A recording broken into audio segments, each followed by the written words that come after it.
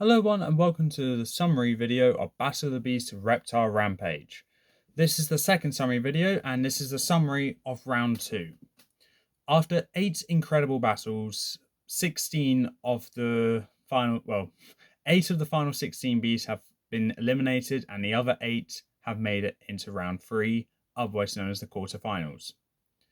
These 8 beasts before me all have a 1 in 8 chance in winning this tournament. And looking at the lineup, I do not know who's going to win. Normally I say that for dramatic effects, but due to a rather surprising victory from one of their parts, and the others having solid reputations in previous tournaments, along with one psychopath, I have absolutely no idea which of these 8 are actually going to be a semi-finalist, or God forbid, a finalist, or even a winner. So yeah, I'm really excited to finish up this tournament now because I don't know what's going to happen. At this point in time, I haven't done the matchups to find out who's fighting who for round 3. So that'll be a surprise for me, but I'm looking forward to finding out. I know there are a couple of beasts that have already gone against each other, so they can't go against each other just yet. If it does come down to it, they will, but that'll be in a later round, maybe the finals or semi-finals, where that won't matter. But in the quarterfinals, they need to be unique battles. But let's go through each beast one by one, say who they defeated in round 2, and then we'll talk about, I'll mention how I believe they're going to do for the rest of this battle, for the rest of this tournament. So starting things off, we have Furno the Fire Dragon, sorry. Furno in round 2 killed Vedra and Crymon.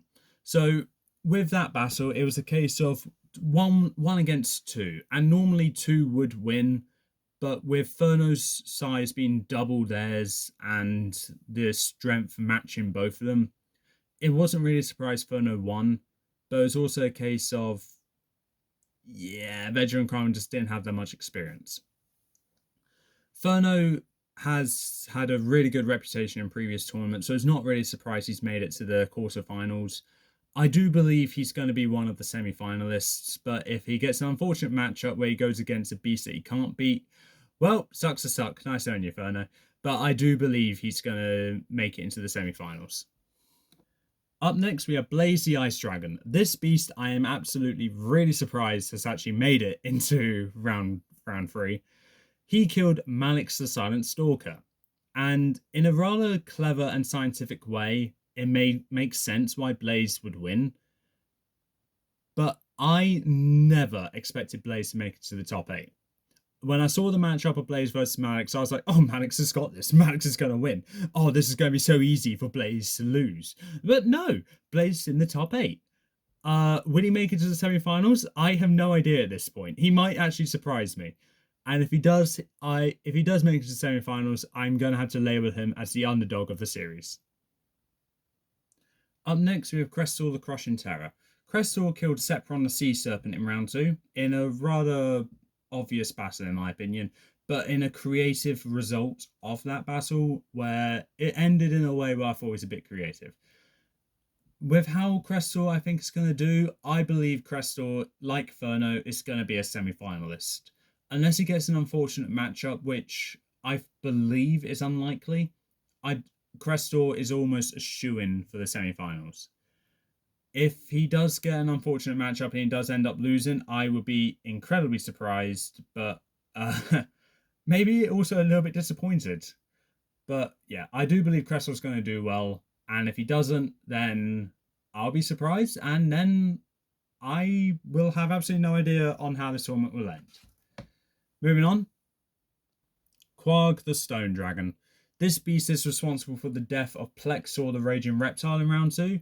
And this is probably the beast that I think I had the least amount of faith in making it into the semi-finals out of all of them.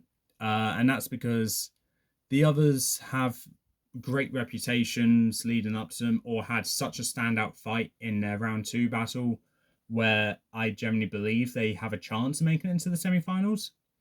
As for Quag, he had, in my opinion, 2 rather obvious resulting battles so far this tournament, and I do believe he's nearing the end of his rope when it comes to luck. But then again, I may be wrong, and he may get a battle where he will win effortlessly or surprisingly. I don't know. Up next, we have Stritor the Skeleton Dragon. Stritor killed Gargantua the Silent Assassin in round 2 in a battle which I think was obvious, but it had some creative aspects to it. But ultimately, it was obvious Stritor was going to win. When it comes down to how I think Stritor is going to do for the rest of the tournament, I believe, like with Crestor and Furno, Stritor is a shoo-in for the semi-finals, with his reputation exceeding him in the new generation tournament, especially. Do I think Stritor has what it takes to win? Yeah, I do believe Stritor has what it takes to win. Whether he will win or not, I do not know, and I don't think I will know until probably the finals or the semi-finals. But right now, Stritor, I believe, has a good chance in winning the whole thing, really. And I think a semi-final spot is almost guaranteed for him.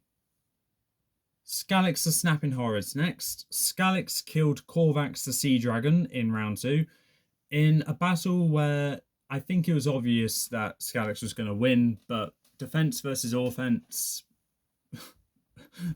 make your pick on which one Scalix is. I think Scalix has defense and offense on both sides for him. So yeah, Scalix, I think it was obvious he was going to win against Korvax. When it comes down to how I think he'll do in round 3, depending who his opponent is, he will win. But there are some beasts where he will obviously win, and there are others where he may not. And considering I don't know who he's up against, I think Scalix does have a good chance. I kind of want to see Scalix in the semi-finals, but I won't be upset if he doesn't make it. Technos the Ocean Crawler's up next. This beast killed Serpio the Slithering Shadow in round 2, and what I can say about him is that it wasn't a surprise with the victory that he got in round 2. Relatively obvious, but Technos has a very consistent reputation when it comes to previous tournaments, making it into the top 7 in the new generation tournament and just barely missing out the top 10, I believe, in the all generation tournament.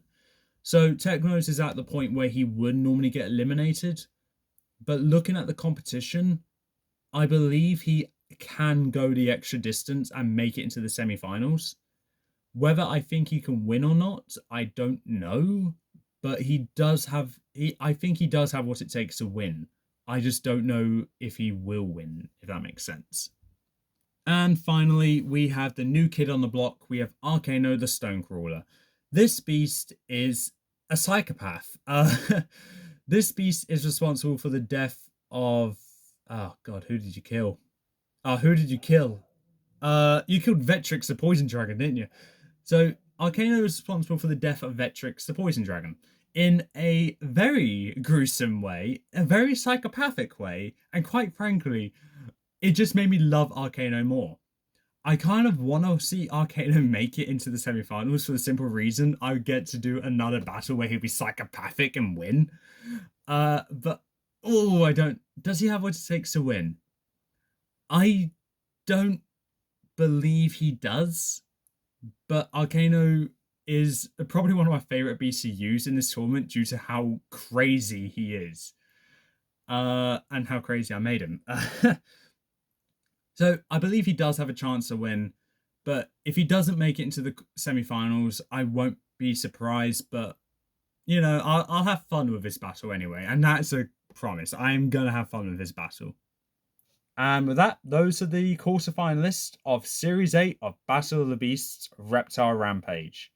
So with these 8, there are some which I believe can make it into the semi-finals, others which I don't believe will.